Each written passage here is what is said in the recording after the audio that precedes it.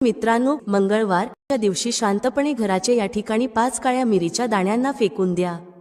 हनुमान महाराजांच्या आशीर्वादाने तुमच्या जीवनात फक्त धनाची वर्षा होणार नाही, तर तुम्ही धनवान बनाल. या दिवशी मोठा दिव्य, दुर्मिळ, महाशुभ संयोग बनतो आहे. त्यामुळे या दिवशी उपाय केल्यास तुम्ही कोट्याधीश बनाल. तुमचे घर आनंदांनी भरून जाईल. तुमची प्रत्येक मनोकामना पूर्ण होईल. अचानक बँक बॅलन्स वाढू लागेल. करिअर आणि व्यवसायात दिवस रात्र प्रगती कराल. इतके पैसे येतील की ते हाताळता येणार नाहीत. तर मित्रांनो, हा उपाय कसा करावा, केव्हा करावा, कुठे करावा आणि उपाय करताना कोणत्या गोष्टींची काळजी घ्यावी याची सर्व माहिती आम्ही तुम्हाला या व्हिडिओमध्ये देऊ. तर चला मित्रांनो, व्हिडिओमध्ये पुढे जाऊ. पहा, हा दिवस इतका खास असतो, इतका महत्त्वपूर्ण असतो. असे पाहिले आहे की कधी कधी मोठे मोठे पूजापाठ, अनुष्ठान केल्याने जी मनोकामना पूर्ण होत नाही, ती एका छोट्या उपायानेच पूर्ण होते. अनेकांनी हा उपाय केला आहे आणि त्यांना याचे फळही मिळाले आहे.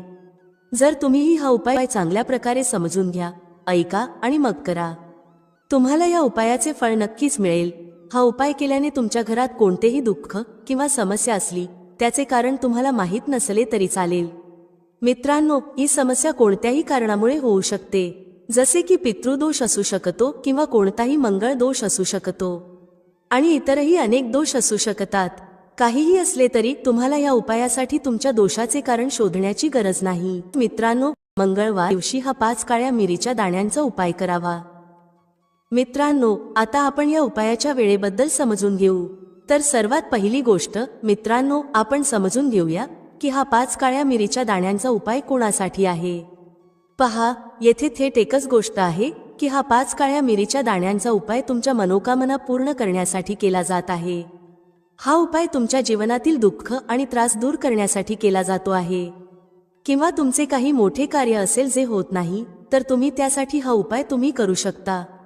तर थेट एकच गोष्ट आहे की तुम्ही तुमच्या कोणत्याही प्रकारच्या मनोकामनेसाठी या उपायाला करू शकता. हा उपाय तो व्यक्ती करू शकतो ज्याला त्याची कोणतीही मनोकामना भगवान गणेशाकडून पूर्ण करायची असेल. आणि जर कोणतीही माता किंवा बहिणी त्यांच्या घरातील सुख, शांती आणि धन संपदा वाढवण्यासाठी हा उपाय करू इच्छित असतील, तर घरातील ज्येष्ठ माता किंवा बहिणींनी विशेषतः या 5 काळ्या मिरीच्या दाण्यांच्या उपायाला करावेत.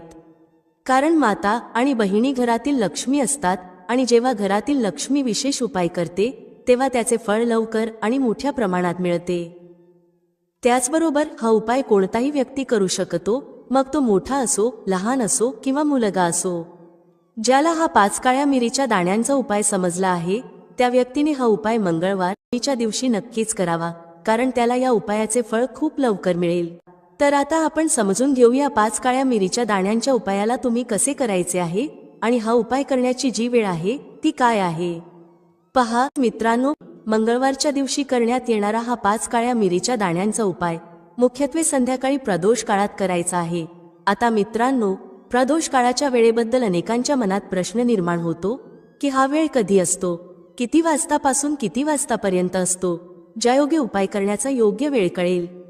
तर आम्ही तुम्हाला सांगतो की प्रदोष काळाचा वेळ संध्याकाळी 6 वाजल्यापासून संध्याकाळी 7 वाजेपर्यंत असतो.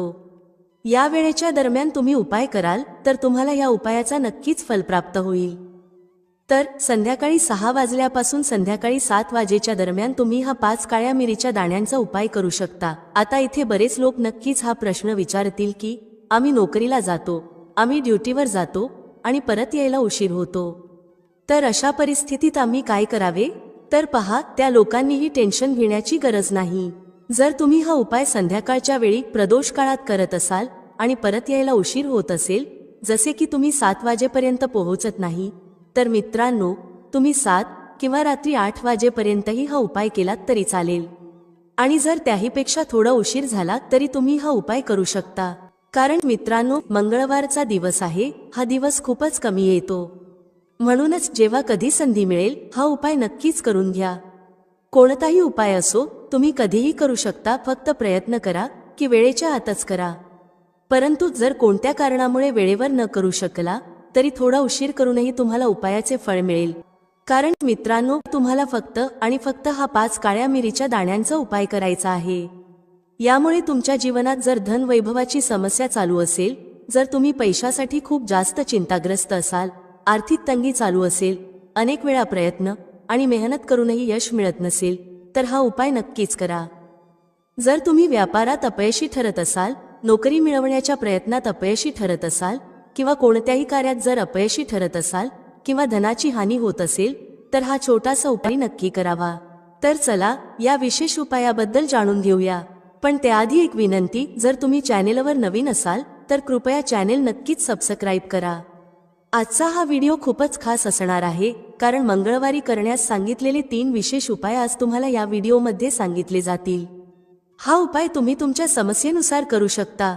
या उपायांमध्ये धन प्राप्तीचे उपाय, मनोकामना पूर्तीचे उपाय आणि जीवनातील सर्व प्रकारच्या समस्यांना दूर करण्याचे उपाय सांगितले जातील. चला जाणून घेऊया सर्वात पहिला उपाय. या उपायासाठी तुम्हाला सर्वात आधी 5 काळ्या मिरीच्या दाण्यांची गरज लागेल. आता 5 काळ्या मिरीचे दाणे मंगळवारी रात्री झोपण्याआधी शांतपणे या ठिकाणी फेकून द्या. हे 5 काळ्या मिरीचे दाणे तुम्हाला जीवनातील प्रत्येक कष्टातून मुक्त करतील.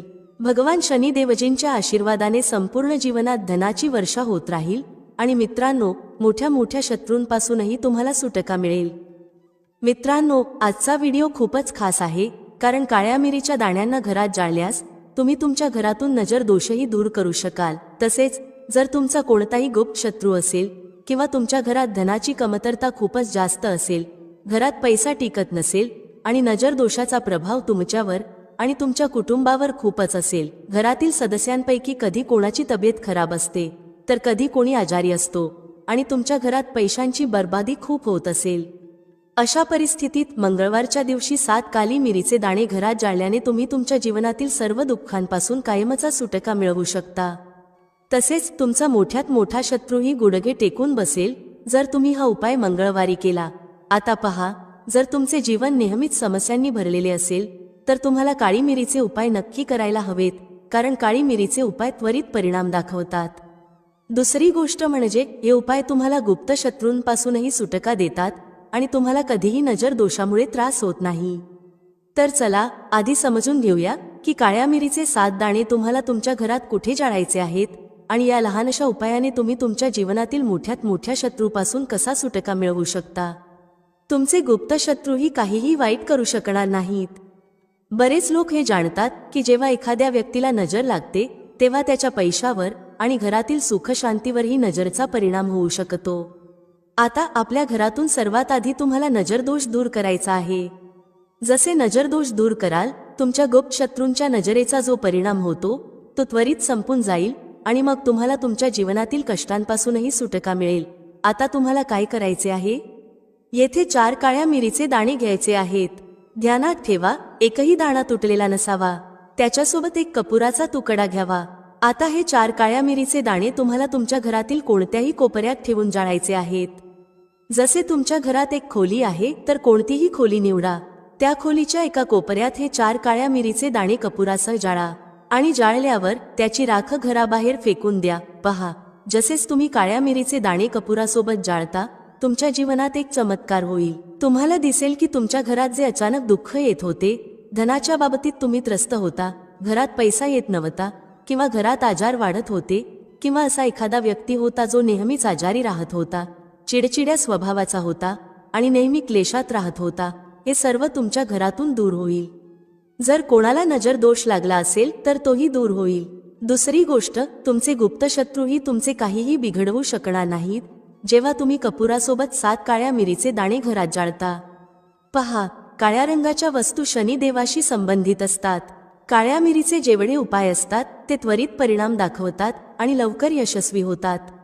याशिवाय तुमच्या घरात कधीही नकारात्मक ऊर्जा थांबत नाही जेव्हा तुम्ही काळ्या मिरीला घरात जाळता. हा उपाय करा आणि मग बघा की तुमचा मोठ्यात मोठा गुप्त शत्रूही गुडघे टेकून बसेल. हा उपाय करताच त्यांची कितीही वाईट नजर असली तरी त्याचा तुमच्यावर, तुमच्या घरावर आणि तुमच्या धनावर काहीही परिणाम होणार नाही, कारण येथे तुम्हाला थेट शनी देवाचा आशीर्वाद मिळेल. तर हा पहिला उपाय आहे. आता दुसऱ्या उपायाबद्दल बोलूया, जो मंगळवारी करायचा आहे आणि तोही काळ्या मिरीचाच आहे. हा उपाय विशेषतः त्या लोकांसाठी आहे जे म्हणतात की आमच्या घरात नेहमी दुःख असते, पैसा येत नाही, आजार येत आहेत आणि धनाच्या बाबतीत नेहमीच समस्या असते. तर जे लोक म्हणतात की जीवनात दुःख आहे त्यांनी हा दुसरा उपाय करावा. जर तुमच्या जीवनात दुःख खूपच वाढले असेल, कष्ट खूपच वाढले असेल आणि धन तुमच्याकडे टिकत नाही, तर मंगळवारी हा काळ्या मिरीचा दुसरा उपाय करा. करायचे काय आहे? 5 काळ्या मिरीचे दाणे घ्यायचे आहेत. तुमच्या घरात जो व्यक्ती खूपच त्रस्त असतो तोच हा उपाय करेल हे पाहण्याचा प्रयत्न करा, तर अधिक उत्तम आहे. जर तो करू शकत नसेल तर तुम्हीही त्याच्या जागी हा उपाय करू शकता. काय करायचे आहे?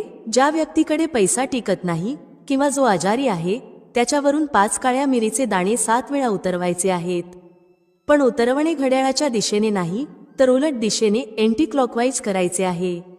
7 वेळा एंटी क्लॉकवाईज उतरवा आणि मग या 5 काळ्या मिरीचे दाणे घेऊन एखाद्या चौरस्त्यावर जा.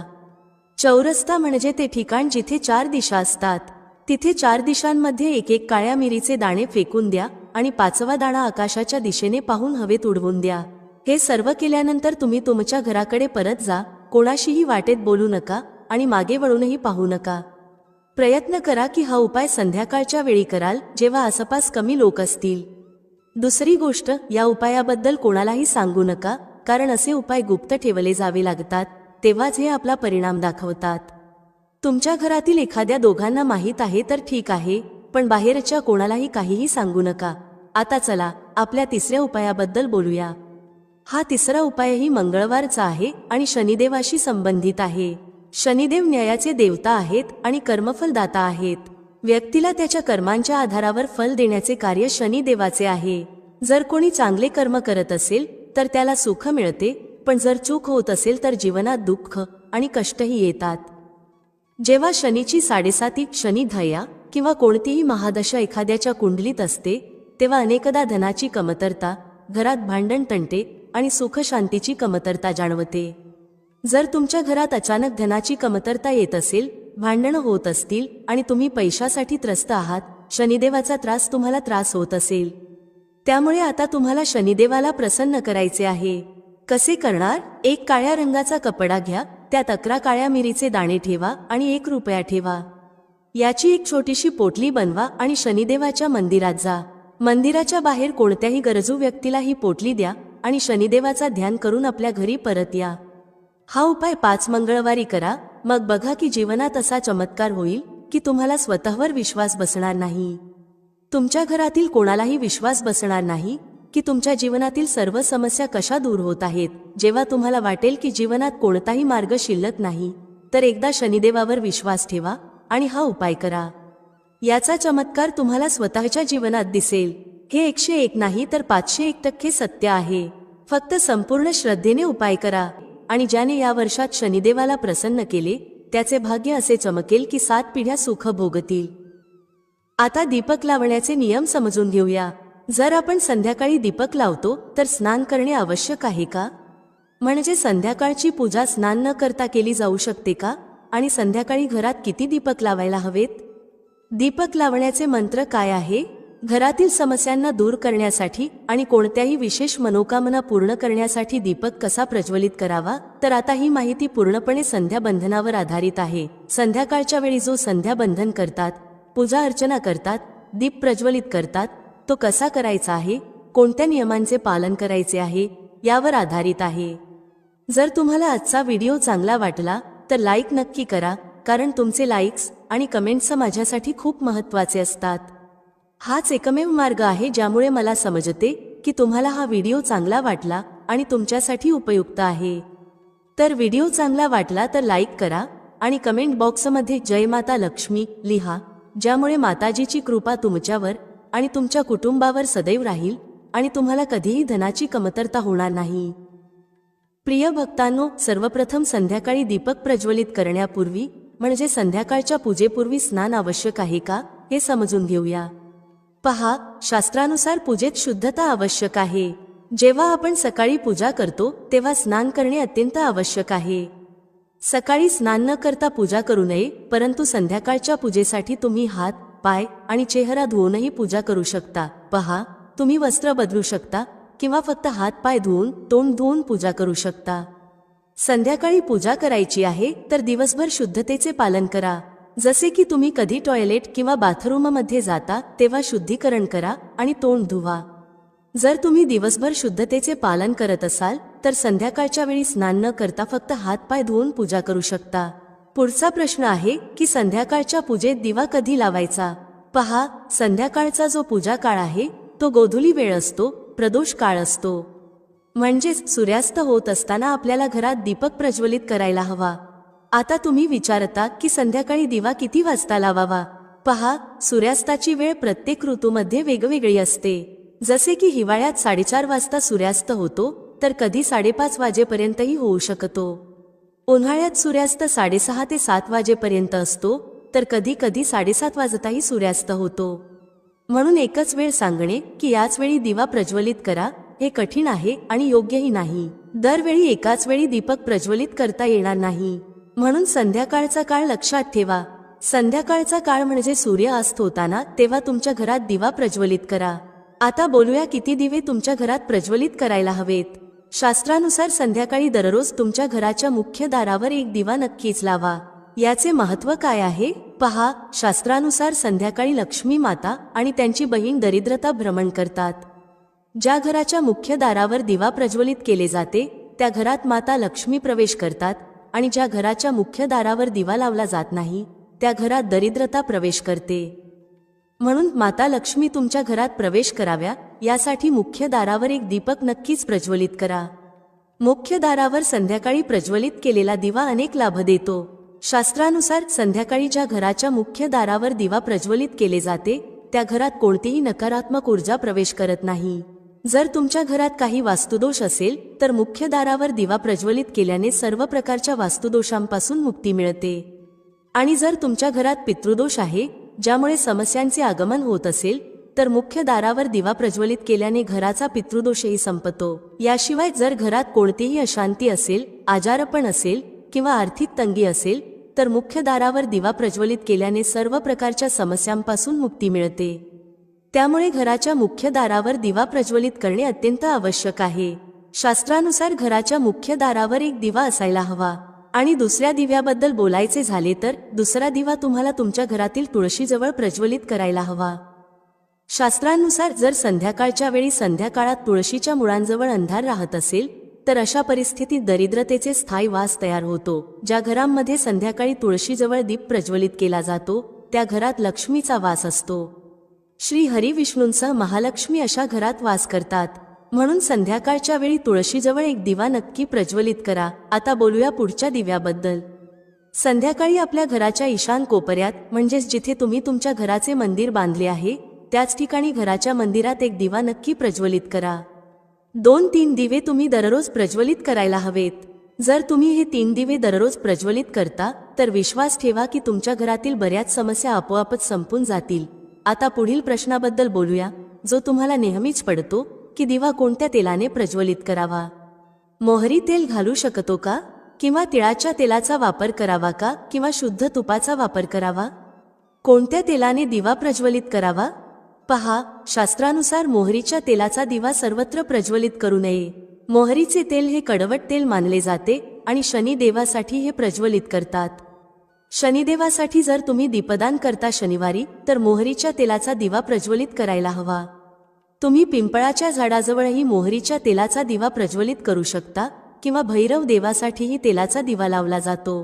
शास्त्रानुसार घरात जो दिवा प्रज्वलित केला जातो किंवा कोणत्याही देवतेसाठी जो दिवा लावला जातो त्यात गायीचे तूपच टाकून प्रज्वलित करावे. जर शुद्ध गायीचे तूप मिळत नसेल तर जे तूप उपलब्ध आहे त्याचा उपयोग करू शकता किंवा तिळाच्या तेलाचा दिवा प्रज्वलित करू शकता. दररोज जो दिवा प्रज्वलित करता मुख्य दाराजवळ असो, तुळशीजवळ असो किंवा ईशान कोपऱ्यात असो, सर्व दिवा तिळाच्या तेलाने किंवा शुद्ध तुपानेच प्रज्वलित करावेत. आणि हो, दिवा ठेवताना एक गोष्ट लक्षात ठेवा, कधीही दिवा थेट जमिनीवर ठेवू नका. दिव्याच्या खाली दररोज थोडेसे तांदूळ किंवा फूल ठेवू शकता. जर तुम्ही दिव्याच्या खाली तांदूळ ठेवत असाल तर ते अखंड असायला पाहिजेत. असे मानले जाते की जर तुटलेल्या तांदळाचा वापर पूजेत केला तर घरात दरिद्रता येते. मित्रांनो, लिंबू आणि मिरची टांगण्याची परंपरा ही आत्ताच नव्हे तर प्राचीन काळापासून चालत आलेली आहे. लिंबू मिरची आपण आपल्या दुकानाच्या समोर का टांगतो किंवा लोक आपल्या घराच्या समोर का टांगतात? याबाबत बहुतेक लोकांना माहिती नसते. अनेक लोक असे विचार करतात की घराबाहेर लिंबू मिरची टांगल्याने दृष्ट लागणार नाही. हे काही प्रमाणात खरे असले तरी पूर्ण सत्य नाही. लिंबू मिरची कधी टांगावी, कारण यालाही एक विशिष्ट वेळ, दिवस आणि प्रक्रिया आहे. हे समजून घेतले तर तुमच्या घरातून दारिद्र्य कायमचे दूर होईल. मित्रांनो, लक्ष्मी आणि कुलक्ष्मी. होय, लक्ष्मी देवी आणि कुलक्ष्मी याबद्दल बोलते, कारण कुलक्ष्मी या देवी लक्ष्मीच्याच मोठ्या बहीण आहेत. तर लक्ष्मी आणि कुलक्ष्मी या दोघी एकत्र येतात. त्या दोघी एकाच वेळी प्रत्येक माणसाच्या दारावर शयनकाळात येतात. त्यांचं येण्याचं कोणतंही ठरलेलं वेळापत्रक नसतं. ज्या घराच्या दारावर लिंबू आणि मिरची टांगलेले असते त्या घरात कुलक्ष्मी प्रवेश करतात. होय, त्या लिंबू आणि मिरची खातात, कारण लिंबू आणि मिरची त्यांचे प्रिय अन्न आहे. मिरची खाल्ल्यानंतर त्या घराच्या दारातून परत जातात, कारण लिंबू मिरची कुलक्ष्मीचं आवडतं अन्न आहे. आणि त्यामुळेच त्यांना थांबवण्याचं हे एक जबरदस्त शक्तिशाली उपाय आहे. ज्या घरात गोड पदार्थ तयार होतो त्या घरात माता लक्ष्मी प्रवेश करतात. प्रत्येक गोष्टीला मर्यादा असते. जसे की लक्ष्मण रेषा, सीतेने ती रेषा ओलांडली म्हणजेच मर्यादा ओलांडली. तर या जगातील प्रत्येक गोष्ट एका मर्यादेत बांधली आहे. तर मित्रांनो, ज्या घरात लिंबू मिरची नसते तिथे कुलक्ष्मी प्रवेश करतात. त्यामुळे आजही असं म्हणतात की घरात एकत्र लिंबू आणि मिरची ठेवू नये. जर तुम्ही फ्रीजमध्ये एकाच टोपलीत लिंबू आणि मिरची ठेवल्या तर तुमच्या घरी दारिद्र्य येतं. दारिद्र्यासोबत दुःख आणि वेदना देखील येतात. दारिद्र्याची अपत्य कोण आहेत? दुःख आणि वेदना. म्हणून आजच्या व्हिडिओमध्ये मी तुम्हाला सविस्तर सांगणार आहे की घराबाहेर लिंबू मिरची का टांगावी आणि त्याचे फायदे काय आहेत. अजूनपर्यंत कमेंट बॉक्समध्ये जय माता लक्ष्मी लिहिलं नसेल तर नक्की लिहा आणि व्हिडिओला लाईक करा. चला आता विस्ताराने जाणून घेऊया की घराबाहेर लिंबू मिरची का टांगावी आणि त्यास अभिमंत्रित कसं करावं, जेणेकरून तुम्हाला याचा पूर्ण लाभ मिळेल. हे देखील जाणून घेणं महत्त्वाचं आहे. तर मित्रांनो, पहिले म्हणजे जर तुम्ही घराच्या बाहेर लिंबू मिरची टांगता तर ते दारिद्र्य म्हणजेच दरिद्रतेपासून वाचवते. ही गोष्ट तुम्हाला दुःख, रोग, व्याधी आणि यातना यांसारख्या त्रासांपासून वाचवते, कारण लिंबू मिरचीमध्ये इतकी ताकद असते की ती साधारण नाही. अनेक प्रकारच्या नकारात्मक शक्तींना तुमच्या घरात प्रवेश करण्यापासून रोखते. यानंतर याचा दुसरा आश्चर्यकारक फायदा असा आहे की हे नजरेचा दोष आणि काळ्या जादूसारख्या नकारात्मक शक्तींना घरात प्रवेश करण्यापासून अडवते. लिंबू मिरची या शक्तींना स्वतःकडे ओढून घेते आणि त्यांचा नाश करते. ही एक साधी कृती असून कमी वेळात प्रभाव देते. त्यामुळे लिंबू मिरची नजरेचा दोष आणि काळ्या जादूला ओढून घेते आणि स्वतःचा नाश करून तुमच्या घराचे रक्षण करते. ज्या लोकांचा वाहन चालवण्याचा व्यवसाय आहे त्यांनी आपल्या वाहनात लिंबू मिरची नक्कीच बांधायला हवी. आजकाल प्लास्टिकच्या पिशवीत बांधलेली लिंबू मिरची दिसते, ज्यावर बुरी नजर वाले तेरा मोहकाला असं लिहिलेलं असतं. पण प्लास्टिकचा काहीही उपयोग होत नाही. तुम्ही एक काम करा, मंगळवारी हनुमानजींच्या खांद्यावरच्या सिंदुराचा थोडासा भाग घ्या, 2 लिंबू आणि 5 मिरच्या घ्या आणि त्यावर तो सिंदूर लावा. त्यानंतर हे लिंबू मिरची तुमच्या वाहनात टांगून ठेवा. यामुळे तुमचं वाहन आजीवन सुरक्षित राहील आणि नकारात्मक शक्तीपासून वाचेल. या उपायाचा चौथा जबरदस्त फायदा असा आहे की ज्यांना नजर दोष किंवा तांत्रिक बाधा असते त्यांच्या बाबतीत लिंबू मिरची खूप उपयोगी ठरते. ज्या घरात लहान मुले वारंवार रडतात किंवा त्रस्त होतात अशा घरात लिंबू मिरची टांगल्याने नकारात्मक शक्तींना प्रवेश करता येत नाही. अशा स्थितीत तुम्हाला भोंदूबाबांच्या फंदात पडण्याची गरज उरत नाही. घराबाहेर लिंबू मिरची लटकवल्याने हे तांत्रिक दोष आणि नजर दोष नष्ट होतात. पाचवा फायदा असा आहे की लिंबू मिरची घराबाहेर ठेवल्याने लोक जुते चप्पल घालून घरात येण्यास टाळाटाळ करतात. जुते चप्पलातून येणारी नकारात्मक ऊर्जा लिंबू मिरचीच्या प्रभावाने घरात प्रवेश करत नाही. जसे की तुम्ही पाहिले असेल की संत किंवा ज्योतिषांच्या ठिकाणी जाऊन तुम्हाला जुते दान करण्याचा सल्ला दिला जातो, कारण जुते चप्पलांमध्ये व्यक्तीचे कर्म आणि कुकर्म जमा असतात.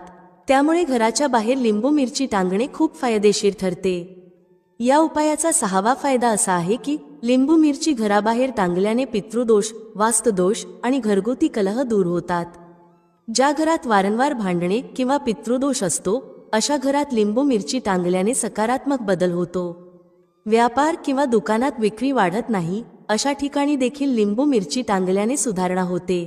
शेवटी याचा 7वा फायदा म्हणजे घरात रोग व्याधींना प्रवेश करता येत नाही. आपल्यापैकी अनेक लोकांच्या घरात सतत कोणी ना कोणी आजाराने त्रस्त असतो. आता ज्या घरात लोक आजाराने त्रस्त असतात तसं का होतं? कारण तुम्ही घरात कोणतेही उपाय करत नाही किंवा सोपे टोटके अंमलात आणत नाही. त्यामुळे तुमच्या घरात आजारपण सहज प्रवेश करतात. परंतु ज्या घराच्या बाहेर लिंबू मिरची टांगलेली असते त्या घरात आजारपण प्रवेश करत नाही. का करत नाही? कारण लिंबू मिरची त्याला अडवते. ही लक्ष्मण रेषेसारखी काम करते. स्वतः नष्ट होते, स्वतः सुकते, पण घरातला आजारपण, रोग आपल्यात खेचून घेते, त्याला दूर करते आणि तुमचं रक्षण करते. रोग आणि व्याधी लिंबू मिरची तुमच्या घरात, कार्यालयात किंवा दुकानात टांगलेली असेल तर त्या ठिकाणी आजारपण जात नाही, पळून जाते.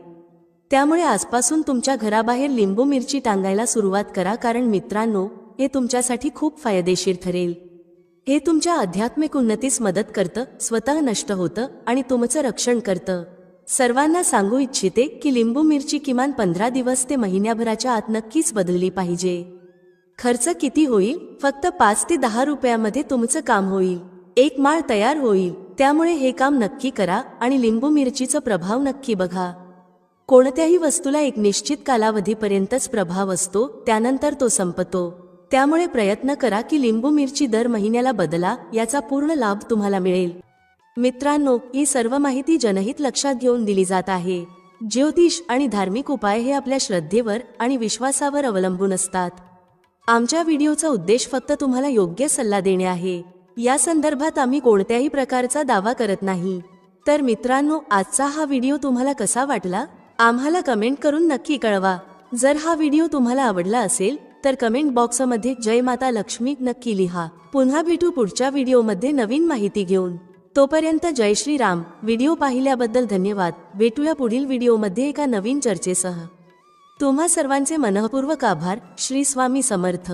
जय श्रीराम. जय श्री हनुमान. जय श्री कृष्ण. जय माता लक्ष्मी.